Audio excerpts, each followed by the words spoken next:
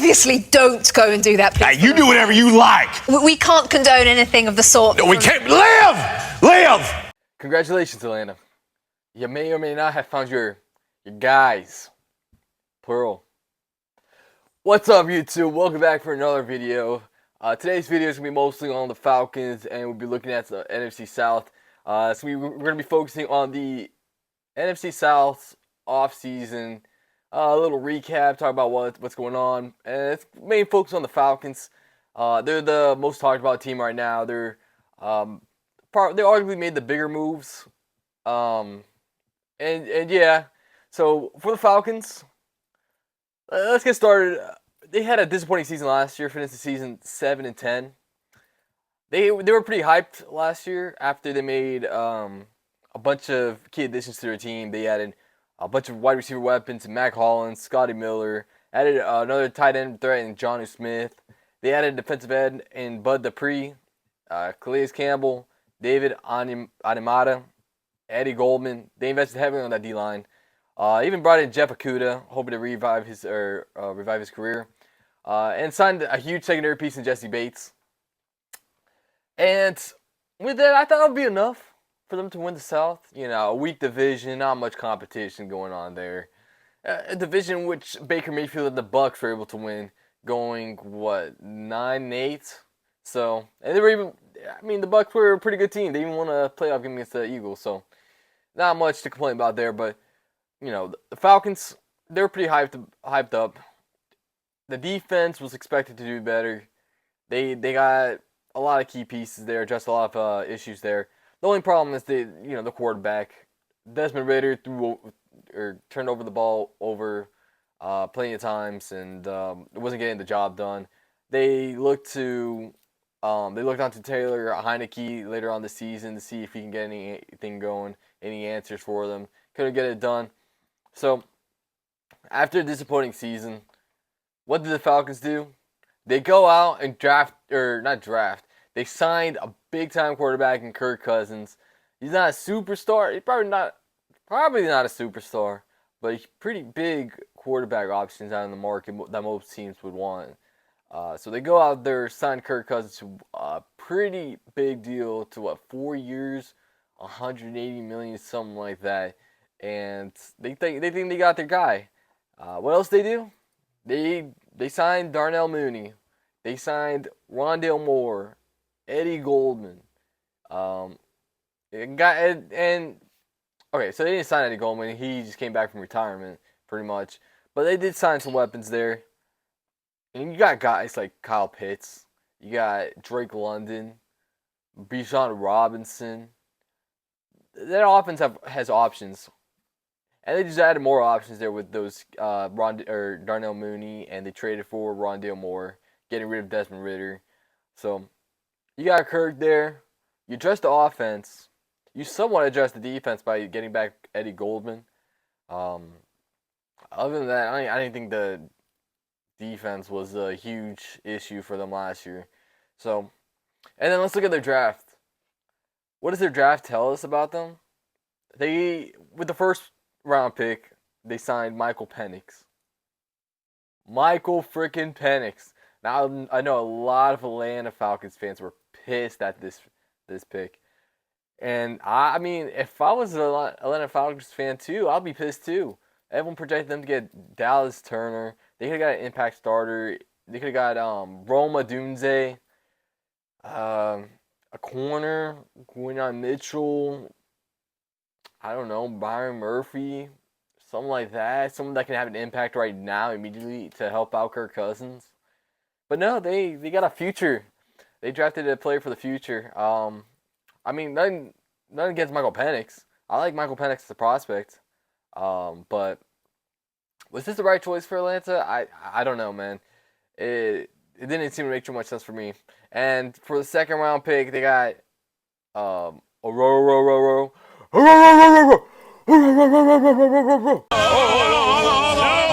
ahead, Bart. Definitely got that dog in him. I can just tell he has that dog in him. But they got him, and they traded up to get him. Good pick, good player.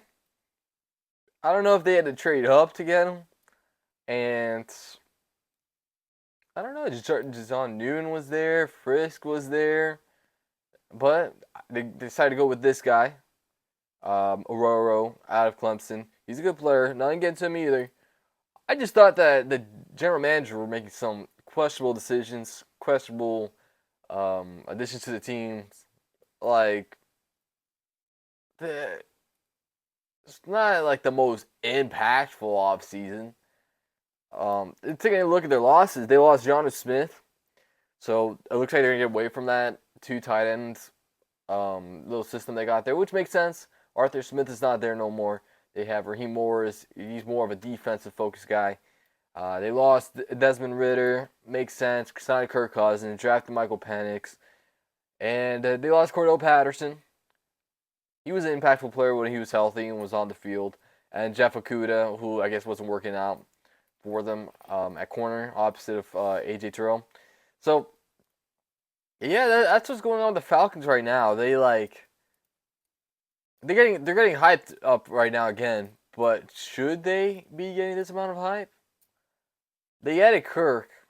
They didn't really address any other weapons besides, like, they got Drake London in the receiver room, but they got Darnell Mooney and Rondale Moore. That's not, I wouldn't say they're like impactful wide receiver 2s.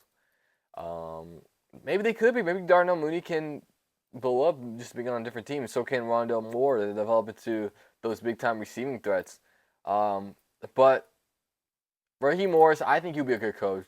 And with a good coach, with the players you got, you make average player play better, or like you make everyone on your team play better in that case. So I understand the hype going on with this team, especially in a weak division still. Kirk Cousins is probably the best quarterback. Yeah, he is definitely the best quarterback in that division. And they got weapons there. They got Bijan Robinson entering his second year. Drake London, he had a pretty great second year with the Falcons last season with Desmond Ridder at the quarterback. So I like where the Falcons is going, but I thought they could have had a more impactful offseason. I thought they could have had a better draft. If they really wanted to focus on the offense, they could have got Rome with Dunze. I think he's a great wide receiver options. But I don't know, maybe he wouldn't fit with the Falcons, as he kind of plays similarly to Drake London. But, he's another option. And they got these Darnell Mooney, Rondale Moore, these fast type of players. So I understand that move. The more I talk about it. But even then, you could have focused on the defense. Dallas Turner was there, Latu was there, Brian Murphy was there, all the defense. You could have been the first team to pick a defense. I thought you could have wait till next year to draft a quarterback in the future, man. You got Shedeur Sanders. Shedeur! This is Shedeur. They got Carson Beck. They had Quinn Ewers. Next year, those are 3 solid options, and there might be one that pop up out of nowhere, like Joe Burrow did that in 2020, 2021, that draft. Or wait for the year after. I don't know about the quarterback prospect then, but still, you could have waited to put a quarterback in that Jordan Love situation. But hey, Michael Penix, not a bad option. He's 24 though. He's 24 though, and when Kirk Cousins' contract runs out, the kid's gonna be like 27, 28 years old. Do you really want to pick up his 5th-year option then, not having seen him play? Or maybe he would take over for Kirk Cousins. They trade Kirk out of there after 1 year or 2. They could probably do that. And then, if it works out, if Michael Penix ends up playing within the next 2-3 years and he starts balling immediately, there's nothing to complain about. He's a good pick, It's just that right now, just that short-term vision we have right now, it just doesn't look all that great for the Falcons. You signed Kirk to potentially win a Super Bowl for you, but then you also drafted a replacement. So, yeah, there's that. So just take a look at the rest of the NFC South teams. You got the Panthers. They made a ton of additions to this team, but they also lost a ton too. They lost their star or edge rusher in Brian Burns, lost the linebacker in Frankie Louvu, lost another edge rusher in Yetur Gross-Matos, who went to the Niners, lost corner in C.J. Henderson, Dante Jackson, Von Bell, Jeremy Chin, and Hayden Hurst. That's a lot of talent he lost, especially on the defensive side. Um, so what did they do this free agent? They focus heavily on the offense, as you should, as you got your second year quarterback Bryce Young. You want to show everyone in the league that you made the right choice in picking him instead of C.J. Stroud. So helping him as much as possible, they signed Deontay Johnson. They drafted Xavier Legette at the end of the first round. They signed Robert Hunt to a massive contract to have him playing at guard. They signed Damian Lewis as well. And they addressed the edge rushers that they lost with Clevon Chason and Jadeveon Clowney. They even added Ashawn Robinson to go ahead and help Malcolm Brown there in the interior defensive line. They added Josie Jewell for that linebacker. And they also added they drafted Jonathan Brooks in the third round, second round, something like that, around that range.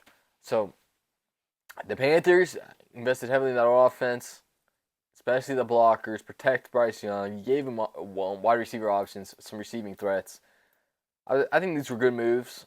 I don't know about trading away Brian Burns or losing Jeremy Chin. I think you should have kept those guys at all costs, but they're young. They went to good teams. Jeremy Chin's a good player.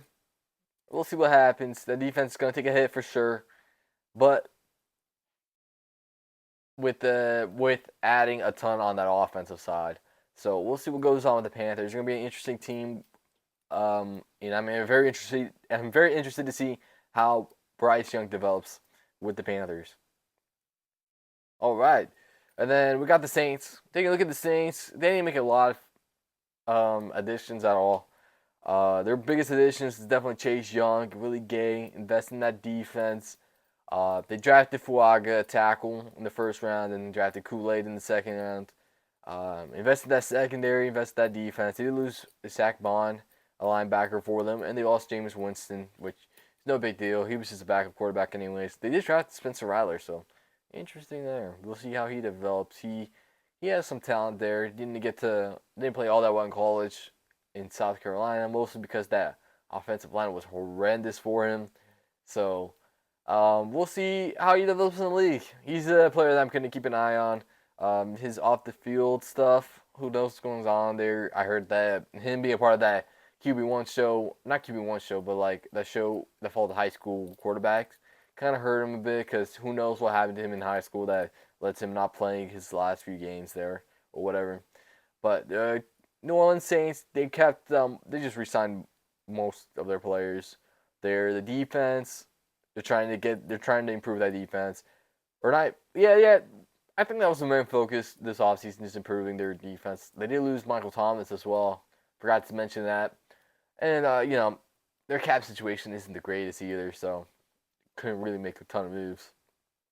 And year after year, they try to get out of that situation, but they're kind of in limbo in that situation. But yeah, there's the Saints. Moving on, get the Bucks. Some key additions. It's the same thing as the Saints, mostly re-signs. They did add Randy Gregory, Bryce Hall, and did draft Graham Barton, an edge rusher, in the second round as well. The Bucks definitely had to invest in that O-line, which they did with Graham Barton, but it still might be shaky. I don't know if getting one guy is enough, but they got Graham Barton out of Duke. He's gonna definitely help out that O-line. We'll see. Will Baker Mayfield be running around most of the time again? Probably. But, they still got their weapons. They still got Godwin. They still got Evans. They could have probably added a third one. They still have Palmer. That defense kind of took a hit. They did lose Shaq Barrett, Devin White, and Carlton Davis.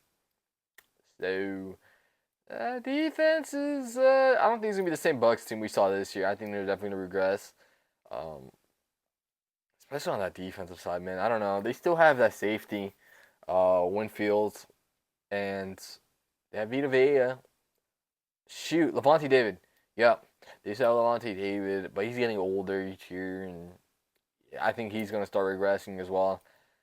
Secondary might be the corner might be a huge need for them. We'll see what goes on with Tampa and what they decide to do. They might go ahead and sign Xavier Howard. I think that'll make a lot of sense, but you'll see. So, just an overall view on this division. I think the Falcons and Panthers made the most moves to improve their team. I wouldn't be surprised if the Panthers start competing for second in this division. The Saints, they're kind of like their offense is still the same. They just gotta hope that Alvin Kamara stays healthy and plays most of the games. Their defense got better, and then the Bucs, kind of like I think they got worse. So with all that, I think the Bucs this year will play how we thought they were gonna play last year, where everyone thought they didn't stand a chance. I thought they were gonna be last in their division. So I think the Bucs might be in contention for last place in that division, whereas the Falcons, Panthers, and Saints might be competing for the top of that division. With the Falcons being definitely the heavy favorite, I agree with that. So Falcons, we'll see interesting moves this offseason. Can't wait to see how the season turns out for the South. And the offseason ain't done yet. They still got a ton of free agents out there. Justin Simmons is still out there. Maybe the Panthers go pick him up. Not a bad move, especially after losing Jeremy Chin. So, yeah, that wraps up the NFC South video here. Thank you guys for watching. Make sure to like the video. Comment down below which team had the best offseason. I know most people are going to think the Falcons, but did they kind of ruin it by drafting Michael Penix? I don't know. You guys let me know. Let me know what your thoughts on the South is for this upcoming season. And thank you guys for watching. Stay tuned for more content, and I'll catch you guys next time. Peace.